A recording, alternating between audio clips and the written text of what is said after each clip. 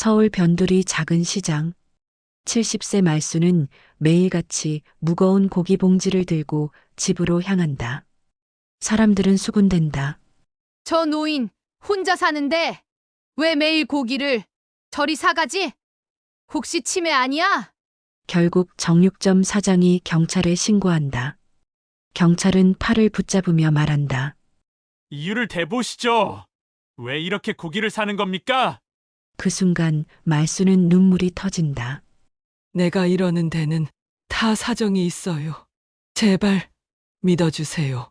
그러나 그 누구도 상상하지 못한 진실이 곧 드러나려 하고 있었다.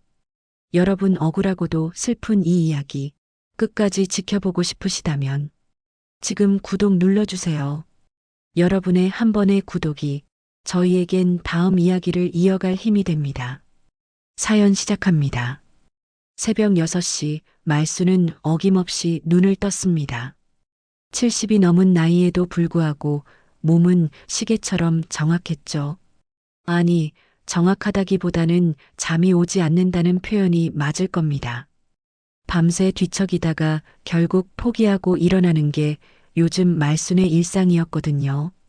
낡은 슬리퍼를 질질 끌며 부엌으로 향했습니다. 냉장고 문을 열어보니 어제 산 고기가 가득 들어 있었어요. 돼지고기, 소고기, 닭고기까지. 혼자 사는 노인이 먹기에는 턱없이 많은 양이었죠. 하지만 말수는 개의치 않았습니다. 오히려 만족스러운 표정을 지으며 냉장고 문을 닫았어요. 오늘도 가야지. 혼잣말을 중얼거리며 옷을 갈아입었습니다. 외출복이라고 해봐야 그냥 평상복보다 조금 덜 낡은 옷이었지만요. 거울 앞에서 머리를 빗으면서도 말순의 마음은 이미 정육점으로 향해 있었습니다. 오전 9시 말순이 집을 나서자마자 옆집 아줌마들이 베란다에서 빨래를 널다가 힐끗힐끗 쳐다봤어요. 서로 눈빛을 주고받으며 뭔가 수상하다는 표정이었죠. 또 나가네, 저 할머니. 매일같이 어디 가는 거야? 정육점 간다더라.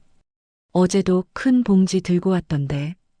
혼자 사는 할머니가 그렇게 많은 고기를 사서 뭘 해? 좀 이상하지 않아? 말수는 이런 수군거림을 모르지 않았습니다. 하지만 신경 쓰지 않았어요. 아니, 신경 쓸 여유가 없었다고 해야 맞겠죠. 말순에게는 더 중요한 일이 있었으니까요. 정육점까지는 걸어서 10분 거리였습니다. 말수는 천천히 걸으면서 오늘은 어떤 고기를 살지 생각했어요. 어제는 갈비를 샀으니까 오늘은 불고기용 고기를 사야겠다고 마음먹었죠. 발걸음이 무거웠지만 표정만큼은 진지했습니다. 길가에서 만난 동네 사람들이 말순을 보며 수군거렸어요. 특히 슈퍼마켓 앞에서 장을 보던 아줌마들은 대놓고 고개를 흔들었습니다. 저 할머니 요즘 좀 이상해. 매일 정육점만 가잖아. 치매 온 거 아니야? 자식들이 신경 좀 써야 하는데. 자식이 어디 있어? 아들 하나 있다던데 연락도 안 하잖아. 그러게. 혼자 사는 노인이 그렇게 많은 고기를 사서 뭘 하겠어. 말순의 귀에도 이런 소리들이 들렸습니다. 하지만 걸음을 멈추지 않았어요. 오히려 더 빨리 걸었죠. 마치 그 소리들로부터 도망치려는 것처럼 말입니다. 정육점 문을 열고 들어서니 사장이 복잡한 표정으로 말순을 바라봤습니다. 40대 중반쯤 되어 보이는 사장은 이미 말순을 잘 알고 있었어요. 매일 오는 손님이니까요. 하지만 달갑지만은 않은 표정이었습니다. 어서 오세요, 할머니. 또 오셨네요. 사장의 목소리에는 미묘한 피로감이 섞여 있었습니다. 매일 같은 패턴으로 오는 말순이 부담스러웠거든요. 게다가 다른 손님들도 말순을 이상하게 바라보기 시작했으니까요. 불고기 고기로 20kg만 주세요. 할머니, 또 20kg요? 어제도 갈비 20kg 사가셨는데. 사장은 말순의 주문을 받으면서도 당혹스러워했습니다. 혼자 사는 노인이 하루에 20kg씩 고기를 사간다는 게 상식적으로 이해가 되지 않았거든요. 혼자 사시는데 이렇게 많이 사서 어떻게 다 드세요? 상할 수도 있는데. 사장의 질문에 말수는 잠시 말을 멈췄습니다. 그리고 슬픈 미소를 지으며 대답했어요. 아들을 위해서요. 우리 아들이 고기를 좋아해서요. 아들이요? 혹시 같이 사세요? 아니요. 따로 살아요. 그래도 좋아하는 걸 해줘야죠. 사장은 고개를 갸우뚱했습니다. 말순의 아들이라는 사람을 한 번도 본 적이 없었거든요. 게다가 동네 사람들 말로는 말순이 완전히 혼자 산다고 했는데 그렇다면 이 많은 고기는 대체 어디로 가는 걸까요? 사장은 고기를 포장하면서도 계속 말순을 관찰했습니다. 말순의 표정에서 뭔가 이상한 점을 찾으려고 했죠. 하지만 말순은 평상시와 다름없이 차분했어요. 오히려 고기를 받을 때는 안도하는 표정까지 지었습니다. 감사합니다. 말순은 정중히 인사하고 무거운 고기 봉지를 들고 나갔습니다. 20kg나 되는 고기를 든 모습이 힘들어 보였지만 표정만큼은 만족스러웠어요. 마치 소중한 보물을 찾은 사람처럼 말이죠. 사장은 말순이 나간 후에도 한참 동안 그 자리에 서 있었습니다. 뭔가 석연치 않았거든요. 혼자 사는 노인이 매일 20kg씩 고기를 사간다는 게 정상적이지 않았어요. 게다가 그 아들이라는 사람은 대체 누구인지도 의문이었죠. 정육점 문 앞을 지나던 동네 사람들도 말순을 보며 고개를 흔들었습니다. 또 저렇게 많이 샀네. 저 할머니 정말 치매 온 것 같아. 누가 좀 말려야 하는데. 집으로 돌아가는 말순의 발걸음은 더욱 무거웠습니다. 하지만 포기하지 않았어요. 집에 도착한 말순은 고기를 정성스럽게 냉장고에 넣었습니다. 그리고 잠시 멍하니 서 있다가 또 혼잣말을 중얼거렸어요. 내일도 가야지. 우리 아들 좋아하는 것 또 사와야지. 그 순간 말순의 눈에 눈물이 맺혔습니다. 하지만 금세 닦아내며 다시 평상심을 되찾았어요. 동네 사람들의 시선은 날이 갈수록 곱지 않았지만 말순은 여전히 내일도 정육점을 향할 준비를 하고 있었습니다. 말순이 매일 정육점을 찾은 지 한 달이 지났습니다. 사장의 얼굴에는 이제 노골적인 불쾌감이 드러나기 시작했어요. 매일 20kg씩 고기를 사가는 말순 때문에 다른 손님들까지 수군거리기 시작했거든요. 저 할머니 때문에 우리 가게 이미지가 이상해지고 있어. 사장은 아내에게 푸념했습니다. 아내 역시 고개를 끄덕였어요. 그러게. 손님들도 다들 이상하게 보잖아. 뭔가 조치를 취해야 하는 거 아니야? 이날도 어김없이 말순이 정육점 문을 열고 들어왔습니다. 평소와 다름없는 모습이었지만 사장의 표정은 싸늘했어요. 할머니, 잠깐만요. 사장이 말순을 불러 세웠습니다. 말순은 고개를 갸우뚱하며 사장을 바라봤어요. 오늘도 똑같이 20kg 사실 건가요? 네, 그럼요. 우리 아들이 좋아해서요. 할머니, 죄송하지만 한 가지 묻고 싶은 게 있어요. 아드님이 정말 계신 거 맞나요? 말순의 얼굴이 순간 굳었습니다. 하지만 금세 억지 미소를 지으며 대답했어요. 물론이죠. 왜 그런 걸 물으세요? 그런데 한 번도 뵌 적이 없어서요. 게다가 할머니 혼자 이렇게 많은 고기를 매일 사가시니까 제가 직접 갖다 주거든요. 우리 아들이 바빠서 못 와요. 사장은 더 이상 묻지 않았습니다. 하지만 의심의 눈초리는 여전했어요. 고기를 포장해 주면서도 계속 말순을 관찰했죠. 그날 오후 사장은 결단을 내렸습니다. 더 이상 이 상황을 방치할 수 없었어요. 매일 20kg씩 고기를 사가는 노인, 존재하지 않는 듯한 아들, 그리고 동네 사람들의 치매 의혹까지 모든 게 수상했습니다. 사장은 전화기를 들고 경찰서에 신고했어요. 여보세요, 경찰서죠? 신고할 일이 있어서 전화했습니다. 네, 말씀하세요. 저희 정육점에 매일 오는 할머니가 있는데요. 좀 이상해요. 혼자 사시는 분인데 매일 고기를 20kg씩 사가시거든요. 20kg요? 매일요?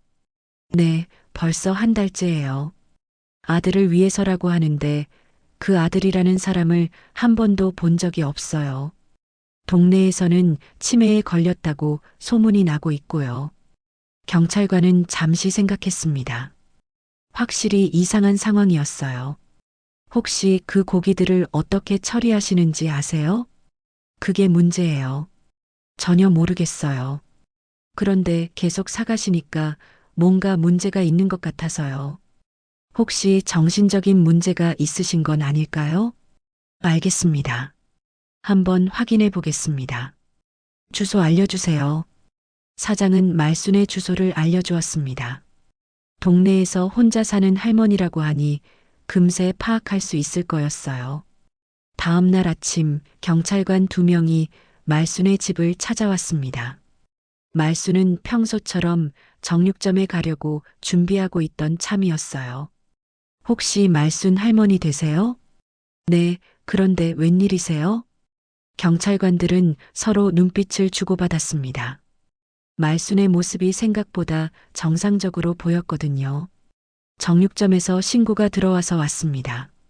할머니께서 매일 많은 양의 고기를 구입하신다고 하던데요. 말순의 얼굴이 순간 창백해졌습니다. 하지만 곧 진정하며 대답했어요. 그게 뭐가 문제인가요? 제 돈으로 사는 건데. 물론 문제 없습니다.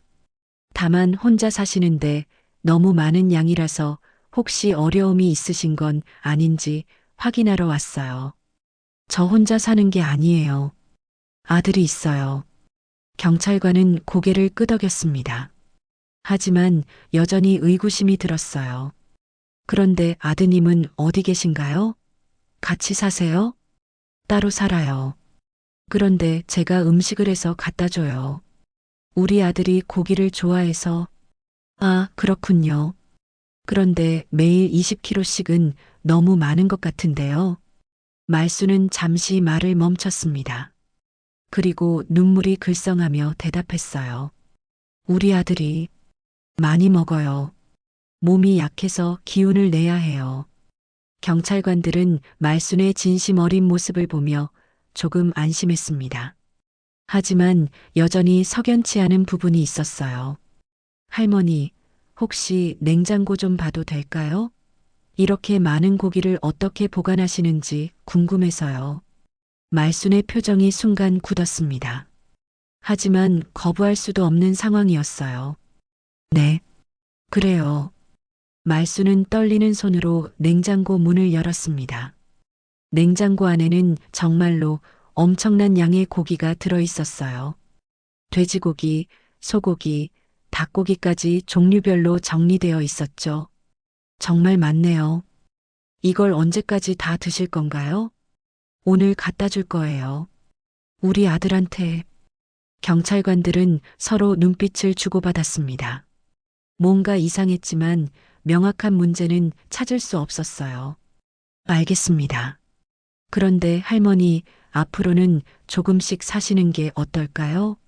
이웃분들이 걱정하고 계세요. 네, 알겠어요. 경찰관들이 돌아간 후 말순은 주저앉았습니다. 손이 덜덜 떨렸어요. 하지만 곧 일어나서 고기를 챙겼습니다. 오늘도 아들에게 갖다 줘야 했거든요. 정육점 사장은 경찰관들이 다녀간 소식을 들었습니다. 하지만 여전히 의심스러웠어요. 말순의 행동에는 분명 뭔가 숨겨진 이유가 있을 거라고 확신했거든요. 이 사건은 이제 시작에 불과했습니다. 경찰서에서 돌아온 지 사흘이 지났지만 말순의 일상은 변하지 않았습니다. 여전히 매일 정육점을 찾았고 여전히 20kg씩 고기를 샀어요. 다만 예전보다 더 조심스러워 보였죠. 주변 시선을 더 많이 의식하는 모습이었습니다. 정육점 사장은 점점 초조해졌어요. 경찰이 다녀갔는데도 말순의 행동에는 전혀 변화가 없었거든요. 오히려 더 의심스러워 보였습니다. 이상해, 정말 이상해. 사장은 아내에게 또다시 푸념했어요. 경찰까지 다녀갔는데도 여전히 매일 와서 고기를 사가잖아. 분명 뭔가 숨기고 있는 거야. 그날 오후 사장은 말순을 다시 불러 세웠습니다. 이번에는 더 직접적으로 물어볼 생각이었어요. 할머니, 정말 솔직하게 말씀해 주세요. 이 고기들 정말 아드님이 드시는 거 맞나요? 말순은 갑작스러운 질문에 당황했습니다. 하지만 곧 침착하게 대답했어요. 왜 자꾸 그런 말씀을 하세요? 제가 거짓말할 이유가 있나요?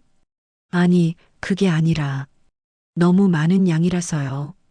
하루에 20kg씩 먹는다는 게 상식적으로. 우리 아들은 특별해요. 말순의 목소리에 떨림이 있었습니다. 하지만 포기하지 않고 계속 말했어요. 몸이 약해서 많이 먹어야 해요. 제가 엄마로서 해줄 수 있는 건 이것뿐이라고요. 사장은 말순의 눈에서 뭔가 절망적인 것을 발견했습니다. 단순한 치매가 아닌 더 깊은 무언가가 있어 보였어요. 그날 저녁 사장은 다시 경찰서에 전화했습니다. 저번에 신고했던 정육점 사장입니다. 그 할머니 말이에요. 아, 네. 그분 어떠세요? 여전해요. 매일 와서 똑같이 20kg씩 사가요. 그런데 뭔가 이상해요. 정말로 아들이 있는 건지 의심스러워요. 경찰관은 잠시 생각했습니다. 지난번 방문에서도 뭔가 석연치 않은 부분이 있었거든요. 한 번 더 확인해 보겠습니다. 이번에는 조금 더 자세히 조사해 볼게요. 이틀 후 경찰관들이 다시 말순의 집을 찾아왔습니다. 이번에는 2명이 아닌 3명이었어요. 그중 1명은 여경이었습니다. 할머니, 또 뵙게 되었네요. 말순은 경찰관들을 보자 얼굴이 창백해졌습니다. 하지만 최대한 평정을 유지하려고 노력했어요. 무슨 일로 또 오셨어요? 지난번에 말씀하신 아드님 때문에 왔습니다. 혹시 연락처를 알 수 있을까요? 말순은 순간 말을 잃었습니다. 예상하지 못한 질문이었거든요. 연락처요? 네, 이렇게 매일 많은 고기를 드신다니 건강 상태가 걱정되어서요. 직접 확인해 보고 싶어서요. 말순의 손이 떨리기 시작했습니다. 하지만 여전히 포기하지 않았어요. 아들이 연락을 싫어해요. 바쁘니까 방해하지 말라고 했어요. 그래도 어머니께서 이렇게 매일 음식을 갖다 주신다면 한 번쯤은 만날 수 있지 않을까요? 여경이 부드럽게 말했습니다. 말순은 점점 더 당황하는 기색이 역력했어요. 그게, 할머니, 혹시 아드님이 어디 사시는지 주소라도 알 수 있을까요? 경찰관의 질문에 말순은 완전히 무너져 버렸습니다. 갑자기 눈물을 터뜨리며 바닥에 주저앉았어요. 제발 그만해 주세요. 경찰관들은 당황했습니다. 말순의 갑작스러운 반응에 무슨 일인지 몰랐거든요. 할머니, 괜찮으세요? 왜 그러세요? 말순은 한참 동안 울다가 떨리는 목소리로 말했습니다. 내 아들을 위해서예요. 그 애가 떠난 뒤 내가 해줄 게 이것뿐이라고요. 떠났다고요? 어디로 떠나셨나요? 저 세상으로. 우리 아들이 죽었어요. 경찰관들은 서로 눈빛을 주고받았습니다. 갑작스러운 고백에 어떻게 반응해야 할지 몰랐어요. 언제 돌아가셨나요? 3년 전이에요. 교통사고로. 갑자기. 말순은 목이 메어 말을 잇지 못했습니다. 경찰관들은 이제야 상황을 이해하기 시작했어요. 그럼 그 고기들은 제사상에 올려요. 매일매일 차려드려요. 우리 아들이 고기를 좋아했거든요. 살아있을 때 제대로 해주지 못했는데 이제라도 해주고 싶어서 여경이 말순 옆에 앉았습니다. 그리고 등을 토닥여주며 말했어요. 할머니, 마음은 이해해요. 하지만 이렇게 매일 하시면 몸이 견딜 수 있을까요? 괜찮아요. 이것만 하면 돼요. 우리 아들한테 해줄 수 있는 건 이것뿐이니까. 말순의 목소리에는 절망과 그리움이 섞여 있었습니다. 경찰관들은 더 이상 무엇을 말해야 할지 몰랐어요. 할머니, 혹시 다른 가족분은 안 계세요? 없어요. 아들뿐이었어요. 남편도 일찍 죽고 아들마저 떠나고 이제 정말 혼자예요. 경찰관들은 안타까운 마음이 들었습니다. 하지만 이 상황을 어떻게 해결해야 할지 막막했어요. 할머니, 그래도 이렇게 매일 하시면 주변에서 걱정해요. 조금씩 줄여가시는 게 어떨까요? 안 돼요. 우리 아들이 굶어요.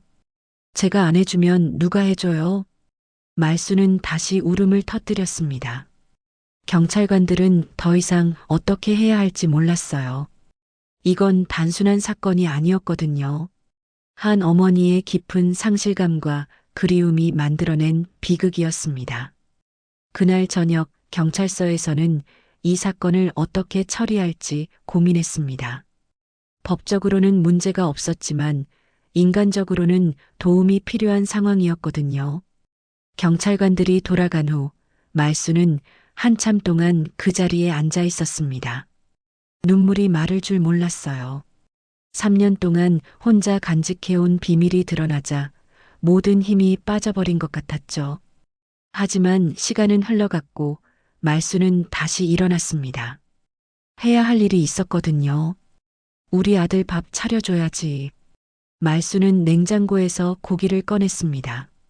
오늘은 아들이 가장 좋아했던 갈비를 준비할 생각이었어요. 정성스럽게 양념을 발라가며 고기를 재웠습니다. 그리고 안방으로 향했어요. 안방 한쪽 벽 앞에는 작은 제단이 마련되어 있었습니다. 아들의 사진이 놓여 있고 그 앞에는 매일 새로운 음식들이 올려져 있었어요. 오늘도 어김없이 상을 차릴 시간이었습니다. 말수는 먼저 어제 올린 음식들을 치웠습니다. 상한 고기들, 굳어버린 밥, 시든 나물들. 모든 게 그대로 남아 있었어요. 하지만 말순에게는 아들이 잘 먹었다고 생각했습니다. 오늘은 갈비 해줄게. 내가 제일 좋아하던 거 말이야. 말순은 아들 사진을 보며 중얼거렸습니다. 사진 속 아들은 30살 무렵의 모습이었어요.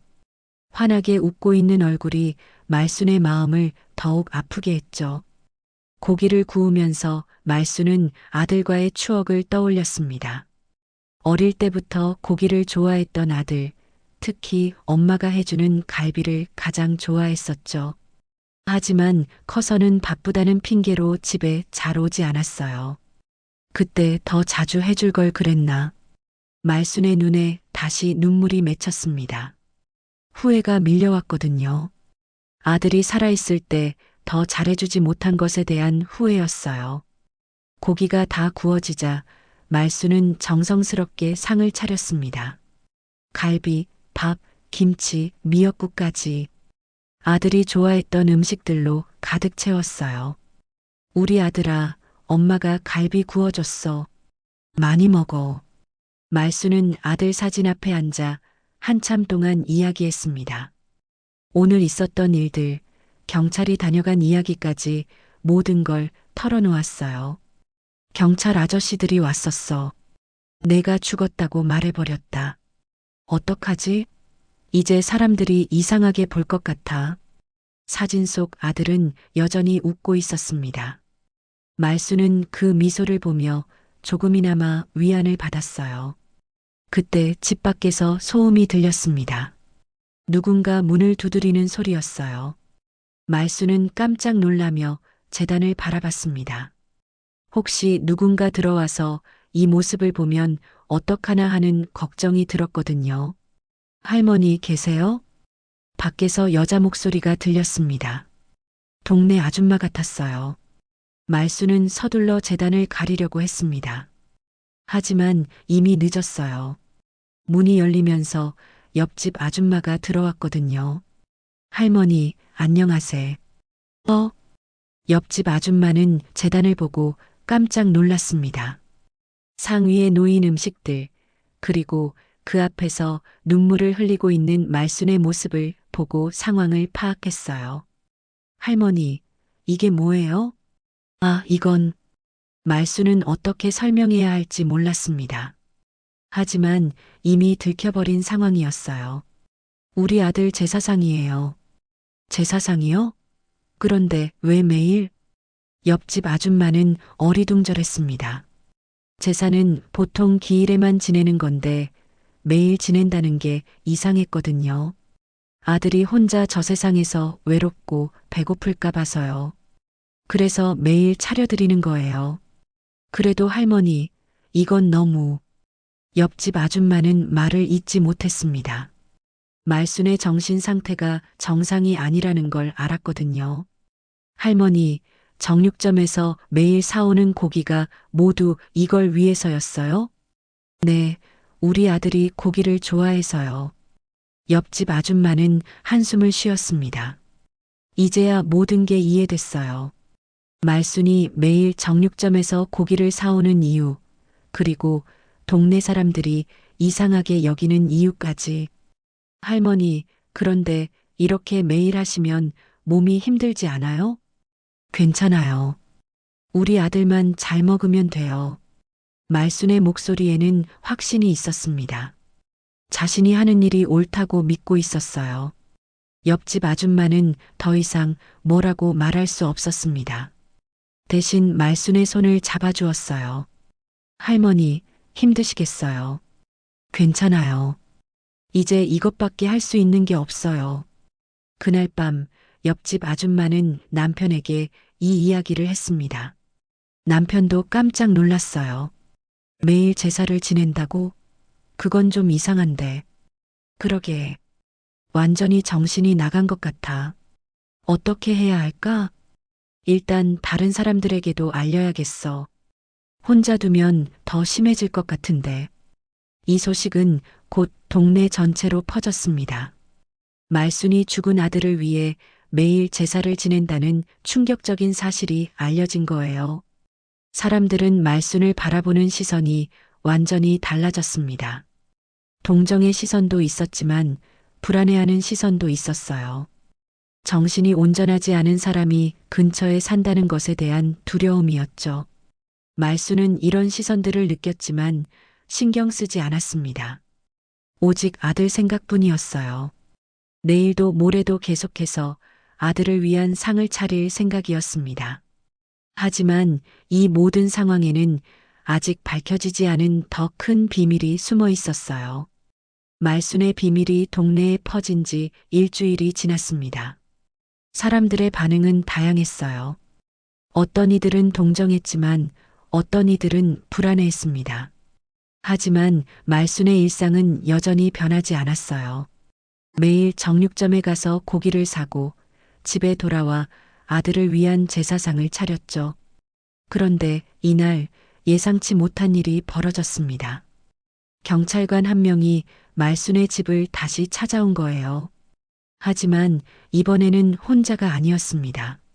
정장을 입은 남자 한 명이 함께 왔어요. 할머니, 안녕하세요. 지난번에 뵀던 경찰관입니다. 말순은 문을 열며 당황스러워했습니다. 또 무슨 일로 온 건지 걱정이 됐거든요. 옆에 계신 분은 시청 사회복지과에서 나오신 분이에요. 할머니 상황을 확인하러 왔어요. 복지사는 말순을 보며 미소를 지었습니다. 하지만 그 미소 뒤에는 심각한 우려가 숨어 있었어요. 할머니, 혹시 며칠 전에 확인해 본 게 있는데요. 아드님 관련해서 좀 이상한 점이 발견됐어요. 말순의 얼굴이 순간 굳었습니다. 무슨 말인지 짐작이 갔거든요. 저희가 아드님 사망신고서를 확인해 봤는데요. 경찰관이 서류를 꺼내며 말했습니다. 사망신고가 되어 있지 않네요. 말순은 눈이 휘둥그레졌습니다.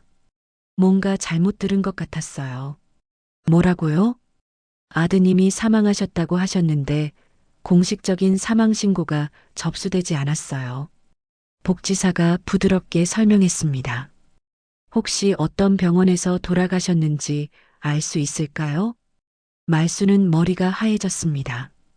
아들이 죽었다는 건 분명한 사실인데 왜 사망 신고가 없다는 걸까요?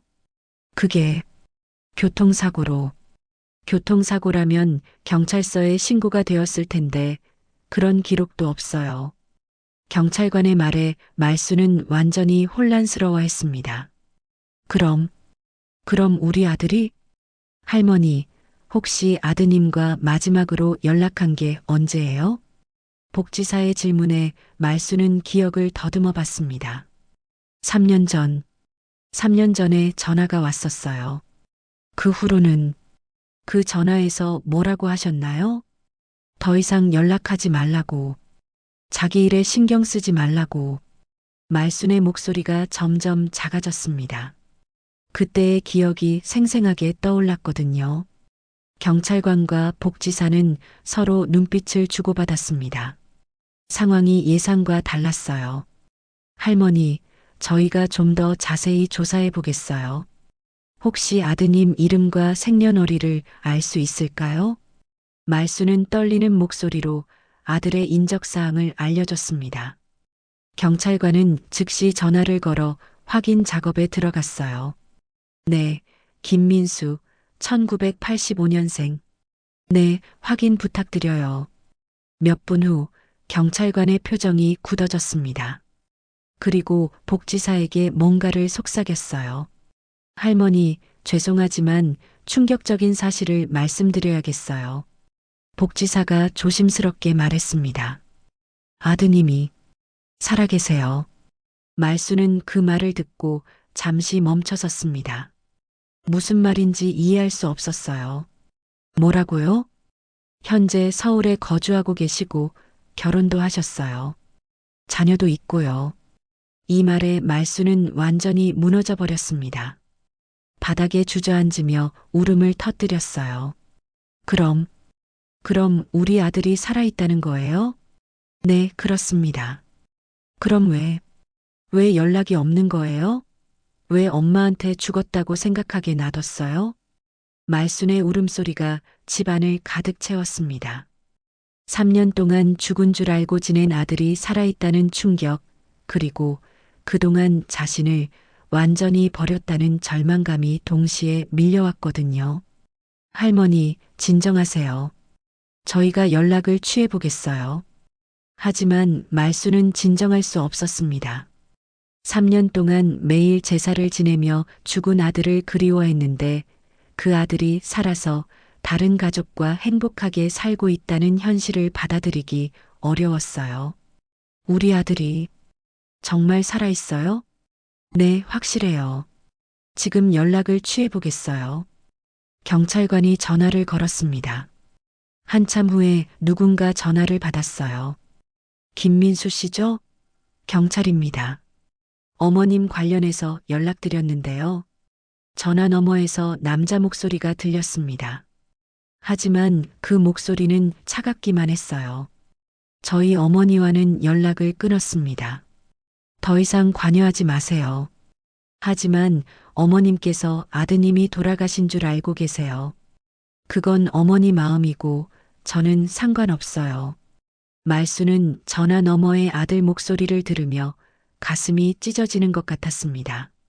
살아있다는 안도감보다는 자신을 완전히 버렸다는 배신감이 더 컸어요. 제발 한 번만 만나게 해주세요. 말순이 전화기에 대고 애원했지만 아들은 단호했습니다. 안 됩니다. 더 이상 연락하지 마세요.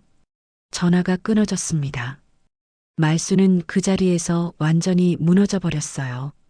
3년 동안의 그리움과 사랑이 모두 헛된 것이었다는 현실이 너무나 잔혹했거든요. 아들이 살아있다는 충격적인 사실을 알게 된 후 말수는 며칠 동안 집 밖으로 나오지 않았습니다. 정육점에도 가지 않았어요. 3년 동안 지켜온 일상이 완전히 무너져 버린 거죠. 복지사와 경찰관은 걱정이 되어 며칠 후 다시 말순의 집을 찾았습니다. 문을 두드려도 대답이 없었어요. 할머니, 괜찮으세요? 한참 후에야 말순이 문을 열었습니다. 모습이 말이 아니었어요. 며칠 동안 제대로 씻지도 못한 듯 보였고 눈은 퉁퉁 부어 있었죠. 할머니, 식사는 하고 계세요? 복지사가 걱정스럽게 물었습니다. 배가 안 고파요. 말순의 목소리는 힘이 없었습니다. 마치 영혼이 빠져나간 것 같았어요. 할머니, 이렇게 지내시면 안 돼요. 건강 때문에라도 제대로 드셔야 해요. 하지만 말순은 고개를 저었습니다. 이제 뭘 위해 살아야 하는지 모르겠어요. 그때 경찰관이 조심스럽게 말했습니다. 할머니, 저희가 아드님에 대해 좀 더 조사해 봤는데요. 들으시겠어요? 말순은 잠시 망설이다가 고개를 끄덕였습니다. 아드님이 결혼한 지 2년 정도 됐고 딸이 하나 있어요. 지금 2살이고요. 손녀가 있다고요? 말순의 눈에 희미한 빛이 돌았습니다. 네, 그리고 아드님은 IT 회사에 다니고 계세요. 나름 안정적인 생활을 하고 계시는 것 같아요. 복지사가 덧붙였습니다. 그런데 왜 엄마한테는 연락도 안 하는 거예요? 말순의 목소리에 원망이 섞여 있었습니다. 경찰관은 잠시 망설이다가 말했습니다. 사실 저희가 좀 더 알아봤는데요. 아드님 쪽에서는 할머니와 연락을 끊은 이유가 있다고 하더라고요. 이유요?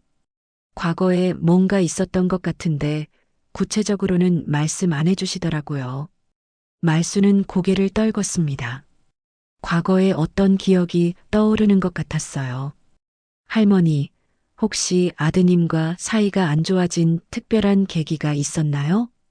복지사의 질문에 말순은 한참 동안 침묵했습니다. 그리고 떨리는 목소리로 말했어요. 제가 잘못했어요. 어떤 잘못을 하셨나요? 우리 아들이 결혼하겠다고 했을 때 제가 반대했어요. 말순의 목소리가 점점 작아졌습니다. 왜 반대하셨어요? 그 여자가 마음에 안 들었어요. 가난한 집 딸이라고 우리 아들한테 안 어울린다고 생각했어요. 경찰관과 복지사는 조용히 들었습니다. 그래서 심하게 싸웠어요. 우리 아들이 그 여자를 포기하라고 했는데 안 듣더라고요. 그래서 제가 더 심한 말을 했어요. 어떤 말씀을 하셨나요? 그 여자랑 결혼하면 엄마 없는 줄 알라고. 다시는 집에 오지 말라고. 말순은 울음을 터뜨렸습니다. 그때의 기억이 생생하게 떠올랐거든요. 그 후로 정말 안 왔어요. 전화도 안 받고 연락도 끊고 그래서 돌아가신 줄 알고 계셨던 거군요. 복지사가 이해한다는 듯 말했습니다. 제가 바보였어요. 왜 그랬을까요? 우리 아들만 행복하면 되는 건데.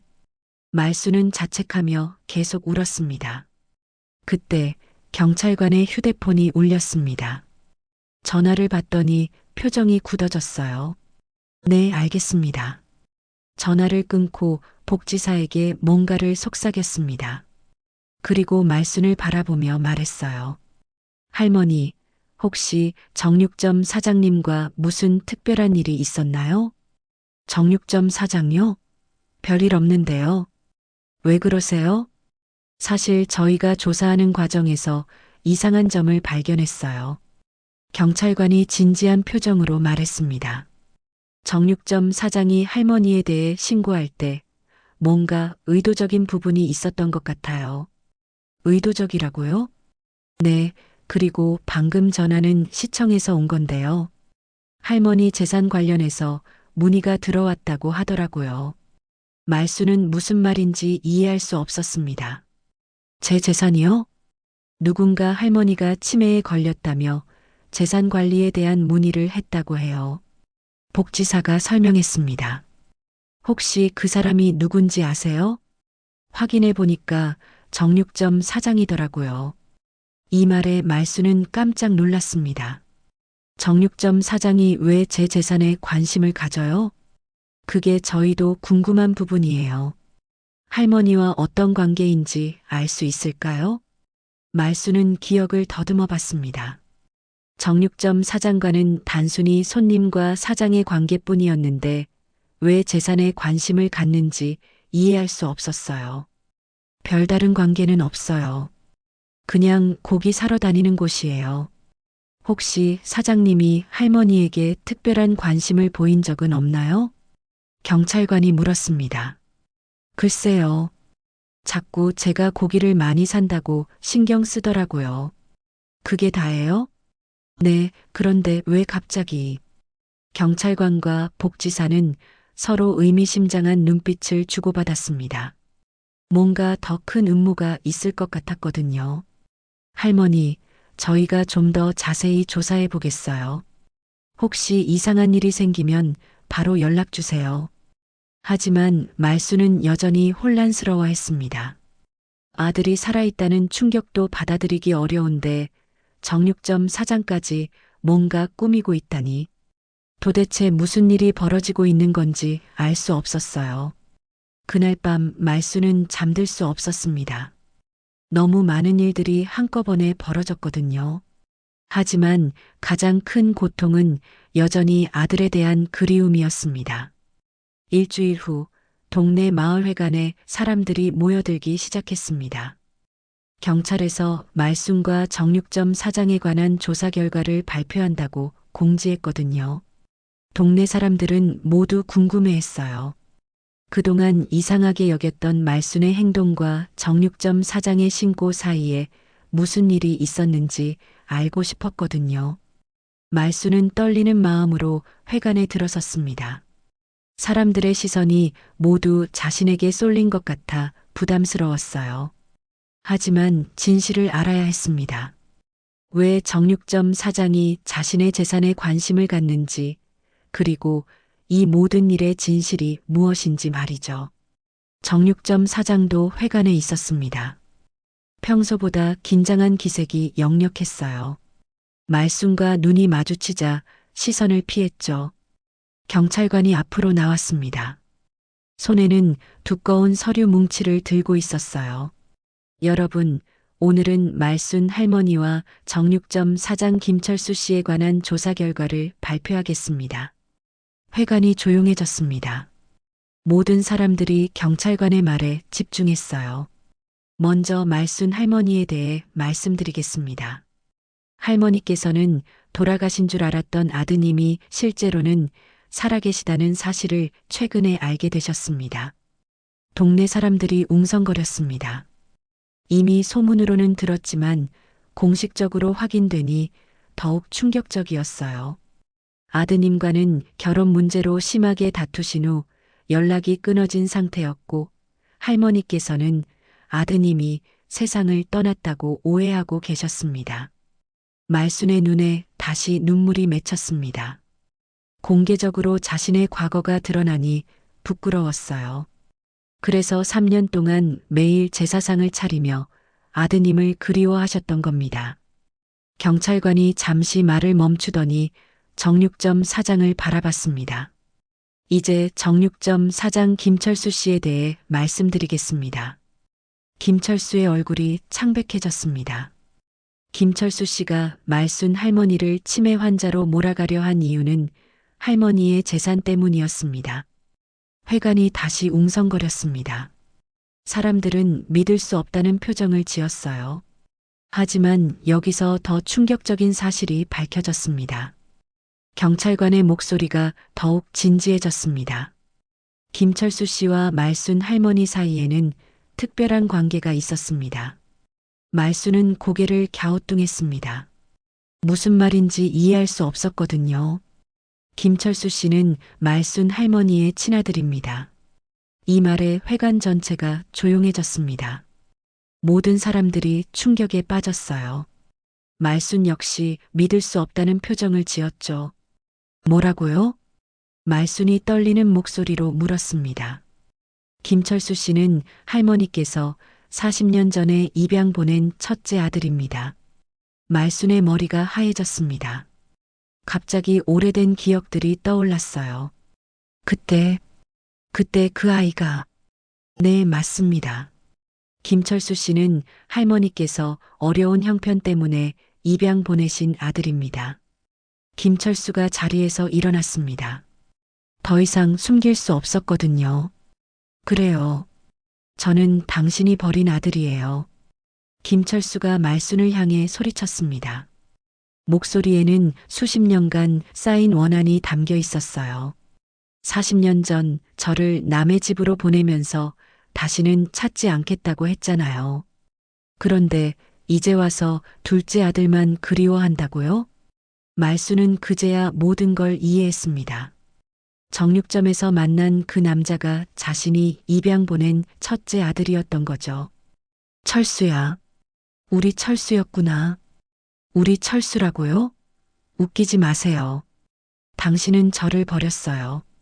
가난하다고, 키울 수 없다고. 김철수의 목소리에는 분노가 가득했습니다.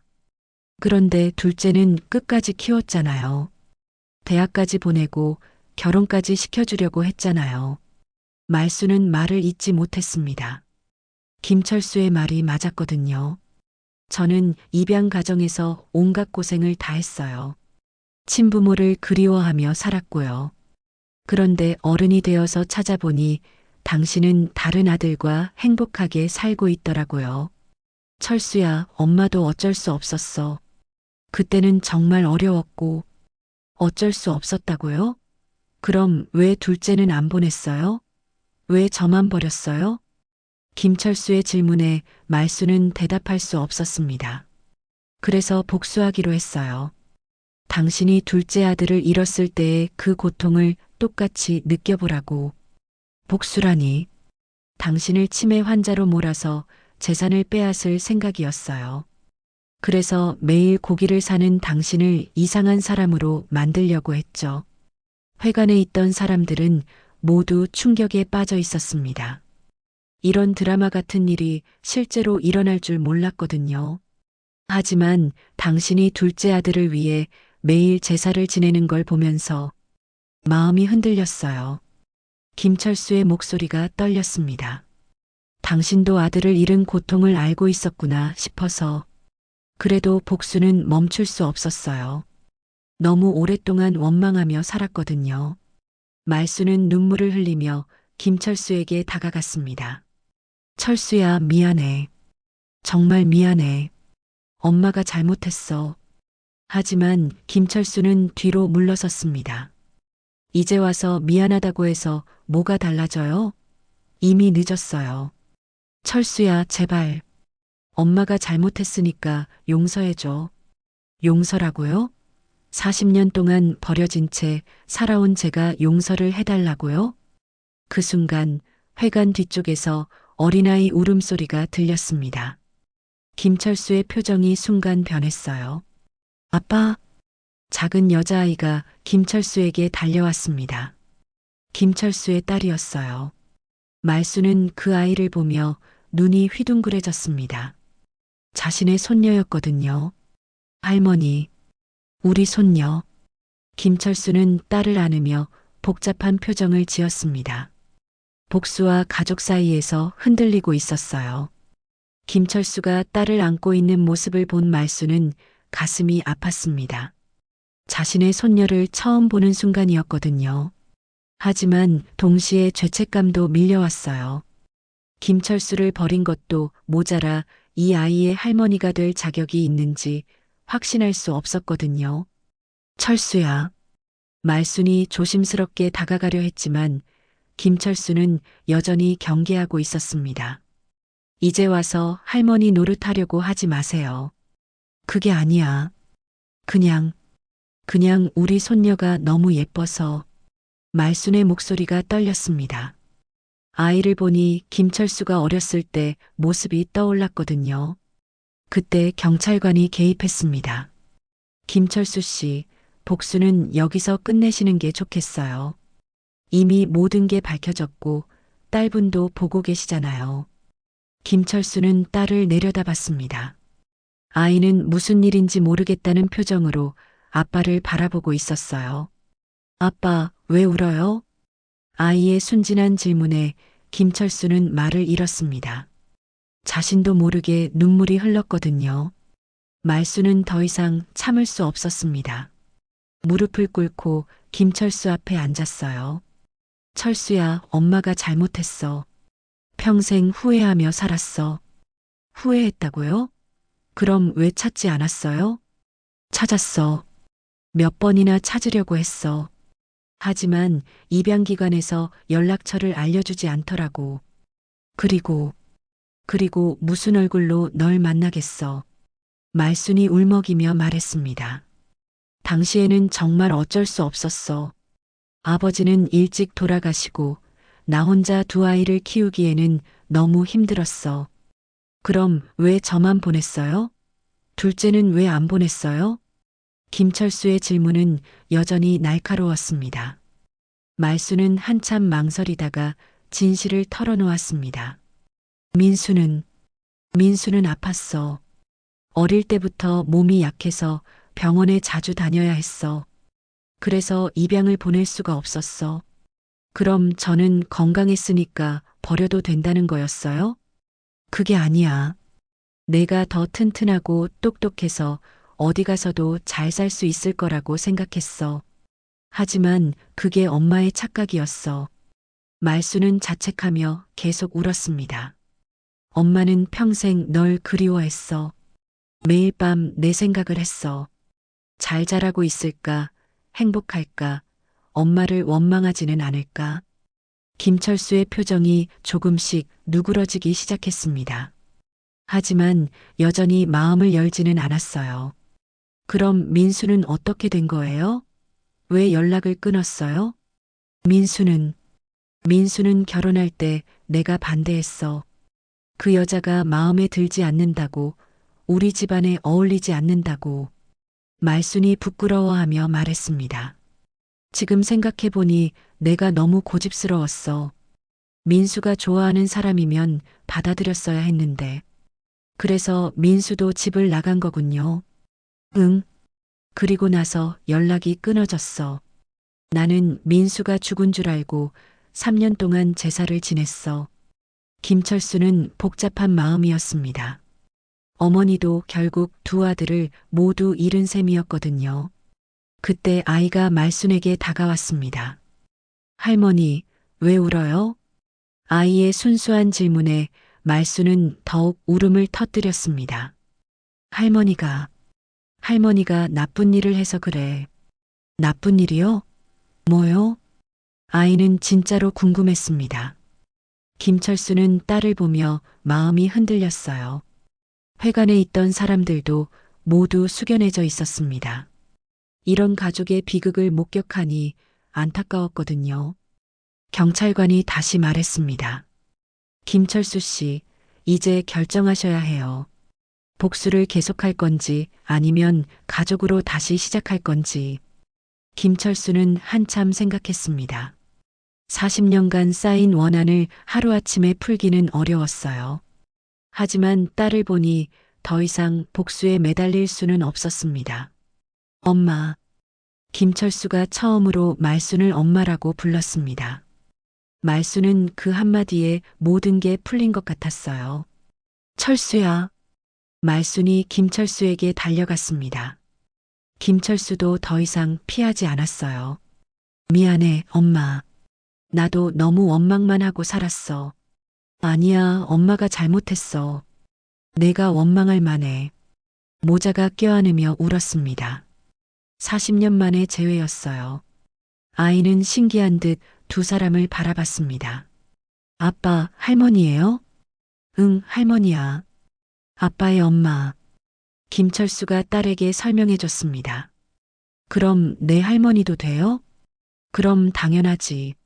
말수는 손녀를 안아주며 행복해했습니다. 잃었던 가족을 되찾은 기분이었어요. 그럼 이제 어떻게 하죠? 김철수가 물었습니다.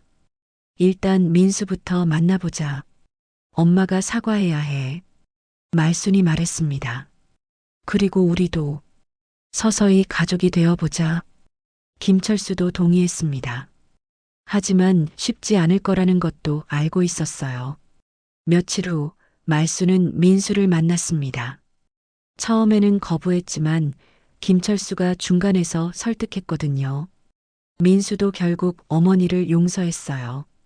그리고 한 달 후 말순의 집에는 웃음소리가 들리기 시작했습니다. 김철수 가족이 자주 놀러 왔고 민수도 가끔 손녀를 데리고 왔어요. 말수는 이제 더 이상 혼자가 아니었습니다. 정육점에서 고기를 살 때도 손녀와 함께 갔어요. 제사상 대신 가족들과 함께 나눠 먹을 음식을 준비했죠. 죄 많은 어른들이 저지른 짐은 내가 끝내겠다. 아이 많은 더는 울리지 않겠다. 말수는 손녀를 바라보며 다짐했습니다. 과거의 실수를 되풀이하지 않겠다고, 이 아이만큼은 사랑으로 키우겠다고 말이에요. 끝까지 함께 해주셔서 감사합니다. 억울하고도 눈물 나는 인생 이야기, 여러분의 구독이 다음 이야기를 이어가는 힘이 됩니다. 꼭 구독 눌러주시고 다시 만나 뵙겠습니다.